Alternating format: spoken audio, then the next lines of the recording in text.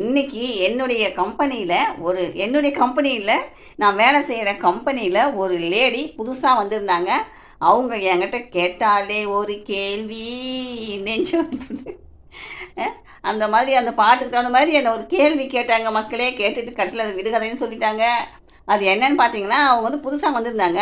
அவங்க வந்து எப்பவுமே புதுசாக வந்து ஒரு லேடி வந்து வேலைக்கு வந்தாங்க. நாங்கள் வந்து கேட்போம், நீங்கள் எந்த ஊர் என்ன ஏதுன்னு கேட்போம். அது மாதிரி அவங்க என்ன வந்து கேட்டாங்க, நீங்கள் எந்த ஊருன்னு கேட்டாங்க. நான் ஊர் பேர் சொன்னேன். நீங்கள் உங்களுக்கு எத்தனை குழந்தைங்க அப்படின்னு கேட்டாங்க. நான் சொன்னேன் 2 குழந்தை அப்படின்னு சொன்னேன். அதுக்கு அவங்க கேட்குறாங்க, உனக்கு எத்தனை, ஊரானுக்கு எத்தனை அப்படின்னு சொல்லிட்டு கேட்டாங்க. அட்ட பாவி மொவலே அப்படின்னு சொல்லிட்டு செம்ம கோவம் வந்துச்சு. அப்படி படாது 2 கன்னத்துலேயே வச்சிடலாமான்னு தோணுச்சு.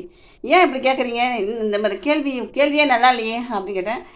உடனே சிரிச்சாங்க. என்னம்மா கோவமாக வருதா அப்படின்னு சொல்லிட்டு கேட்டாங்க.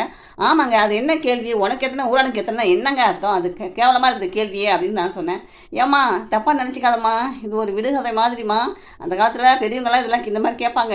அதுக்கு என்ன உனக்கு எத்தனைனா, உன்னுடைய ஆண் பிள்ளை உன் கூடயே இருக்கும். அது உன்னுடைய சொத்து. ஊரானுக்கு எத்தனைனா பெண் பிள்ளை அடுத்த வீட்டுக்கு கல்யாணம் பண்ணி போயிடும். அதனால் வந்து அது பெண் பிள்ளை வந்து அடுத்தவங்க சொத்து, அது ஊரான் சொத்து. அதை தான் ஒன்று எத்தனை ஊரானது எத்தனைன்னு கேட்டோமா.